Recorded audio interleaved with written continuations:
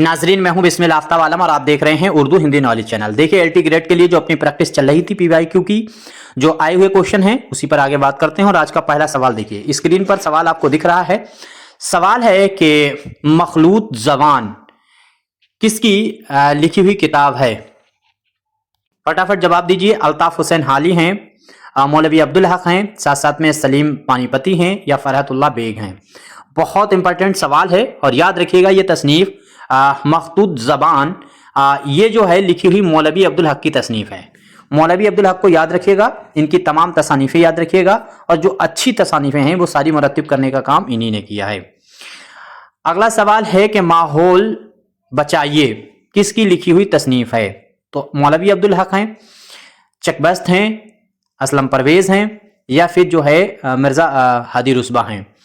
देखिए, माहौल बचाइए ये तसनीफ भी आपको डायरेक्ट रट लेनी चाहिए, क्योंकि इस तरह की ये तसानीफें होती हैं जिनको मुनफरद तसानीफ कहते हैं और ये जब एग्जाम में पूछी जाती हैं तो इनका याद करना ही एक फंडा है, कोई इनमें ट्रिक चलने वाली है ही नहीं।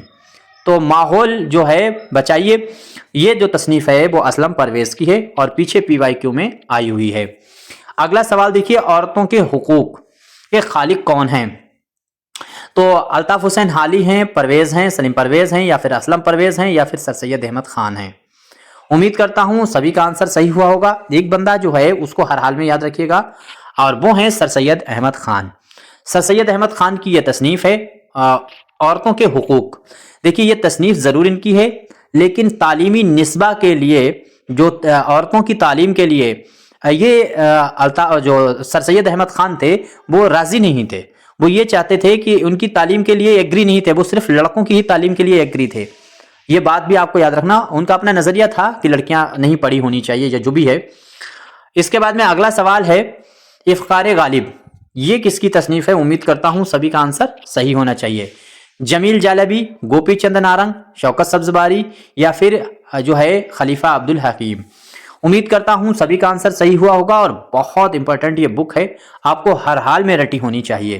तो ये जो तसनीफ है उम्मीद करता हूं सभी का आंसर सही हुआ होगा और ये तसनीफ खलीफा अब्दुल हकीम की तसनीफ है। आपका आंसर जो सही होगा वो डी सही होगा। उम्मीद करता हूं सभी का आंसर सही हुआ होगा। देखिए, क्वेश्चन अच्छे लगते हैं तो आपको लाइक करना चाहिए, नहीं अच्छे लगते तो डिसलाइक करना चाहिए। चैनल को सब्सक्राइब करके आप जब जुड़े, जब आपको हमेशा वीडियो देखनी हो और आपको लगे कि हमको अच्छी इंफॉर्मेशन मिलती है, जानकारी। उर्दू कसीदा निगारी का तनकीदी जायजा किसकी लिखी हुई किताब है? उर्दू कसीदा निगारी का तनकीदी जायजा। उम्मीद करता हूं सभी का आंसर सही होना चाहिए, बार बार रिपीट होने वाला है। देखिए, उर्दू कसीदा निगारी है, मरसिया है, गजल है, इन पे जिनकी किताबें लिखी हैं इनके इर्तक़े पर, तो वो किताबें आपको हर कीमत पे रट लेनी चाहिए, क्योंकि वहां से ये सवाल मुसलसल आपसे पूछते हैं और टफ पूछते हैं।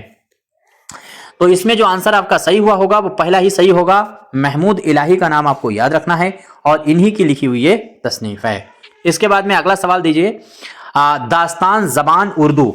दास्तान ज़बान उर्दू फटाक से जवाब दीजिए। उम्मीद करता हूं सभी का आंसर सही होगा। फटाफट जवाब देने की कोशिश कीजिए और सबका आंसर सही होना चाहिए।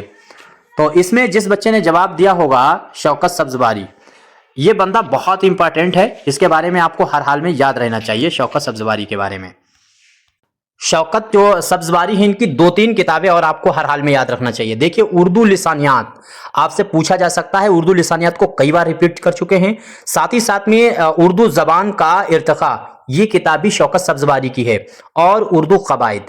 कुल मिलाकर के 4 किताबें आपको शौकत सब्जबारी की हर हाल में याद रखनी है। एक तो ये आपको दिख रही है दास्तान ज़बान उर्दू, नंबर 1। नंबर 2 आपको याद रखनी चाहिए उर्दू लिसानियात। नंबर 3 आपको याद रखनी चाहिए उर्दू जबान का इर्तिका और नंबर जो है 5 पे आपको जो याद रखनी चाहिए, देखिए 2 ये हो गई, चौथी जो याद रखनी है वो है उर्दू कवायद। अब उर्दू कवायद के एक मसला हम आपके सामने क्लियर करते हैं। बहुत कंफ्यूजन है यहाँ पर और जो कंफ्यूजन क्लियर कर लेगा वो बच्चा बहुत आगे निकल जाएगा। आपसे सवाल पूछा जाएगा उर्दू कवायद किसकी किताब है, तो आप जवाब देंगे शौकत सब्जबारी की। आपसे सवाल पूछा जाए कवायद उर्दू किसकी है, तो आप जवाब देंगे इमाम बख्श सहवाई की। अब कवायद उर्दू के नाम से 2 लोगों की किताब है, एक मौलवी अब्दुल हक और दूसरा जो है वो इमाम बख्श सहवाई, और दोनों इंपॉर्टेंट है। यानी दोनों ने, मौलवी अब्दुल हक ने और इमाम बख्श सहवाई ने, दोनों ने कवायद उर्दू के नाम से किताब लिखी है। लेकिन उर्दू कवायद अगर पूछा जाए तो शौकत सब्ज़वारी ने लिखी है। और इसी चीज को सवाल को पलट के ज़बानो कवायद अगर आपसे पूछा जाए, ये भी बहुत इंपॉर्टेंट है और बहुत बात पूछी है, वो है रशीद हसन खान की। तो रशीद हसन खान की किताब का नाम ज़बानो कवायद है, शौकत सब्ज़वारी की किताब का नाम उर्दू कवायद है, और साथ ही साथ में इमाम बख्श सहवाई और मौलवी अब्दुल हक, इन दोनों की किताब का नाम कवायद उर्दू है। कवायद उर्दू, दो लोगों की किताब, इमाम बख्श सहवाई, मौलवी अब्दुल हक। अब तो उम्मीद करता हूं कम से कम आपको रट गया होगा, इतनी चीज याद रखिएगा। और ज्यादा अगर इसमें आपको लगता है कि ये तनकीदी जो किताबें हैं इनसे सवाल बहुत टफ होते हैं, और ये पूरा चैप्टर अपनी किताब स्क्रीन पे दिख रही है, शाहीन, इसको मंगा सकते हैं। उसमें बाकायदा आपको दिया गया है 12-13 राइटर दिए गए हैं, उनकी कंफ्यूजन करने वाली आगे किताबें लिखी गई हैं। ट्रिक से आपको याद कर लेना है कि ये किताब किसकी है, ये किताब किसकी है।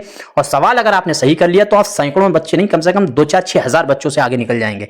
ये हर बच्चे की कंफ्यूजन है, ये एक सवाल और एक दक्कन का सवाल। उम्मीद करता हूं आंसर आपको सही इसमें हुआ होगा। अब बाकी आपको स्क्रीन पे नंबर दिख रहा है, इस पे कांटेक्ट जरूर करके आप मंगा सकते हैं अपने घर बैठे, बहुत सस्ती बुक है।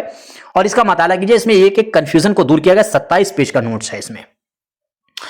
अब सवाल ये देखिए कि संस्कृत की किताब हितोपदेश का तर्जुमा किसने किया। यहां पर भी एक कंफ्यूजन है, वो हम आपको क्लियर कर देते हैं। इरफान सिद्दीकी हैं या फिर रुत सिंहारम का तर्जुमा है इरफान सिद्दीकी का, जो है काजिम अली जवान हैं, साथ में मीर बहादुर अली हुसैनी हैं और हैदर बख्श हैदरी हैं। ये चारों की अगर तसानीफें जिसे नहीं याद हैं तो वो बंदा तो कम से कम सैकड़ों बच्चों से पिछड़ जाएगा। इनकी चारों की किताबें आपको याद रख लेनी है।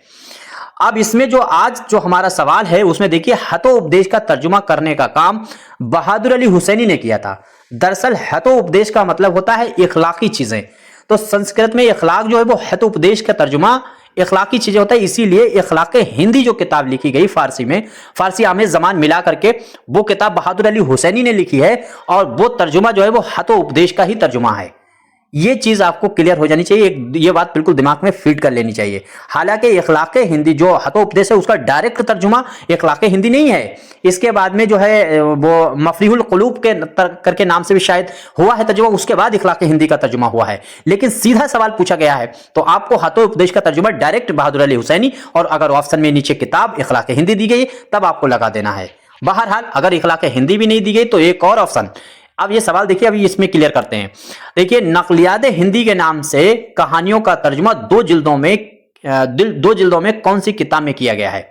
अब नकलियात हिंदी आपको याद रखना चाहिए।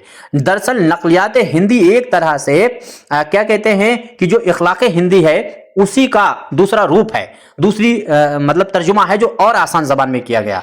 तो ये आपको याद रखना चाहिए कि आपका आंसर जो सही होगा वो यहां पर आपका सही होगा कि इखलाक हिंदी। तो इखलाक हिंदी जो है ये किताब किसकी है, बहादुर अली हुसैनी की। कहां से लिखी है, तो इन्होंने लिखी तो फारसी से है, लेकिन वो किताब जो है वो हितोपदेश यानी संस्कृत से लिखी गई। फिर कंफ्यूजन क्लियर कीजिए, संस्कृत की किताब हितोपदेश, उसका बहादुर अली हुसैनी ने तर्जुमा इखलाक हिंदी में किया। इखलाक हिंदी को और सरल और उसका दूसरा बुलेटिन जो है वो शाया किया गया है नकलियात हिंदी के नाम से। और यही नकलियात हिंदी के एक हिस्से में से नस्र बे नज़ीर निकली है, और नस्र बे नज़ीर ही सहरुल बयान बन गई, और सहरुल बयान एक मसनबी बन गई। इतनी कहानी आई थिंक आपके क्लियर हो गई होगी। अब ये नकलियात हिंदी कितनी जिल्दों में है, तो इसमें छोटी छोटी कहानियां है, 2 जिल्दों में इसमें कहानियां हैं। अब उम्मीद करता हूं क्लियर हो गया होगा। देखिए, मैं एक लगातार कहता हूं, मेरा पढ़ाया हुआ तरीका जो मैं बताता हूं वो चीजें अच्छी लगती हैं तो आपको वीडियो बगैर कहे लाइक करना चाहिए और शेयर जरूर कीजिए, ताकि अपनी जानकारी ज्यादा से ज्यादा लोगों तक पहुंचे, सभी इस्तेफादा उठाएं और फाइनल में आकर के हम लोग अच्छी रणनीति के साथ उतरें। जॉन गिलक्रिस्ट की पैदाइश किस शहर में हुई थी, पूछा गया हुआ सवाल है। तो कैलिफोर्निया में हुई है, लंदन या फिर इंग्लैंड में हुई है, पेरिस में हुई है, और या फिर आपको जो है अफ्रीका के शहर एडिनबरा में हुई है। अब यहां से आपको हम और कंफ्यूजन क्लियर करते हैं। एक चीज है, कैलिफोर्निया जो आपको दिख रहा है, यहां पे इंतकाल जो है वो हुआ है ज्ञानचंद्र जैन का। कैलिफोर्निया जो शहर है वो अमेरिका का है, ये बात दिमाग में क्लियर कीजिए। शहर पे याद रखिए, कैलिफोर्निया जो है वो अमेरिका का शहर है, और यहां पर इंतकाल जो हुआ है वो ज्ञानचंद्र जैन का हुआ है। अब आ जाइए लंदन। लंदन दरअसल जो है वो इंग्लैंड की राजधानी है, कैपिटल है लंदन इंग्लैंड का। और लंदन जो है उसमें किसी की इंतकाल नहीं हुआ, बल्कि लंदन से पहली बार जो है वो दीवान शाया हुआ था, किसका हुआ है, वली दखनी का। तो यहां से लंदन का, और लंदन से ही कुल्लियात शाया हुई है फैज अहमद फैज की भी। तो ये चीज क्लियर हो गई। इसके बाद अगला देखिए, आपको दिख रहा है पेरिस। पेरिस से दो चीजें आपको याद रखना। सबसे पहले पेरिस जो है उसमें जॉन गिलक्रिस्ट का इंतकाल हुआ है, यानी पैदाइश नहीं, पेरिस में इंतकाल हुआ है। और पेरिस से जो है वो वली दखनी की कुल्लियात शाया हुई है। तो वली दखनी की कुल्लियात पेरिस से शाया हुई, वली दखनी का दीवान जो है वो लंदन से शाया हुआ, पेरिस में जो है वो जॉन गिलक्रिस्ट का इंतकाल भी हुआ। अब इनकी पैदाइश आपसे पूछी गई है तो वो आपको पता होना चाहिए, अफ्रीका के शहर एडिनबरा में हुई है। उम्मीद करता हूं क्लियर हो गया होगा। अगला सवाल देखिए, सवाल है असबाबे बगावत हिंद अंग्रेजी में तर्जुमा किसने किया? असबाबे बगावत हिंद आपको मालूम है किसकी किताब है? तो ये सर सैयद अहमद खान की किताब है। और किसने तर्जुमा किया? देखिए यहां से आप देखना शुरू कर दीजिए। जो है बेडवर्थ है, बेडवर्थ जो है उनकी नज्मों का तर्जुमा करने का काम फानी बदायनी ने किया था, ये भी आपको याद रखें। और जो आर.के. निकलसन है, इनने जो है वो इकबाल की किताब का तर्जुमा किया। जॉर्ज गुडीसन जो है, इस बंदे ने क्या किया है? तो ये वो बंदा है जिसने सबसे पहले क्या करा है, तो वो हिंदुस्तान जो है उसको अजाइब घर कहा है, जबानों को अजाइब घर कहा है जॉर्ज गुडीसन ने। और इसकी किताब का नाम जो है वो लिसानियाती जायजे है, ये भी आपको याद रखना चाहिए। तो लिसानियाती जायजे आपको याद रखना है, जॉर्ज गुडीसन की किताब है। और जॉर्ज गुडीसन ने जो है वो हिंदुस्तान में 189, याद रखिए यहां से लिखिए 189 जो है हिंदुस्तान में जबानें बताई हैं, और बोलियां जो बताई हैं वो 544 बताई हैं। ये बात अगर याद रहती है तो बहुत अच्छी बात है। किताब लिसानियाती जायजे, ये गुडीसन की इतनी बातें आपको याद रही। गुडीसन ने हिंदुस्तान को जबानों का अजाइब घर भी कहा है। अब इसमें जो आंसर आपका सही होगा वो सही होगा कर्नल ग्राहिम। तो ग्राहिम बैली को आपको याद रखना है, इसने जो है वो असबाबे बगावत हिंद का तर्जुमा किया है। बस यहीं तक हम बात करते हैं। मेरी तरफ से क्वेश्चन कम होते हैं लेकिन बहुत हाई स्टैंडर्ड के क्वेश्चन होते हैं। किसी भी उर्दू के एग्जाम की आप तैयारी कर रहे हैं और आप एकदम परफेक्ट, बहुत मजबूती के साथ एग्जाम में आएंगे। तो इस तरह से हमारी कोशिश रहती है। स्क्रीन पर अपनी बुक शाहीन दिख रही है, इसको मंगा सकते हैं और बहुत सस्ती है, ये आपके घर पहुंच जाएगी। क्वेश्चन अच्छे लगे तो लाइक करिए और नहीं अच्छे लगे तो डिसलाइक कीजिए। अच्छा, दूसरी चीज है, कल हम जो एक्सप्लेन कर रहे थे उसमें जो है वो शमसुल रहमान फारूकी का इंतकाल हमने 2022 में बता दिया था, वो इंतकाल जो है वो 2020 में हुआ है। वो गलती हो गई थी एक्सप्लेन में। इतनी चीजें होती हैं, कंफ्यूजन खुद हो जाती है बताने में, आप समझ सकते हैं। जितनी चीजें याद रहती हैं वो बता देते हैं।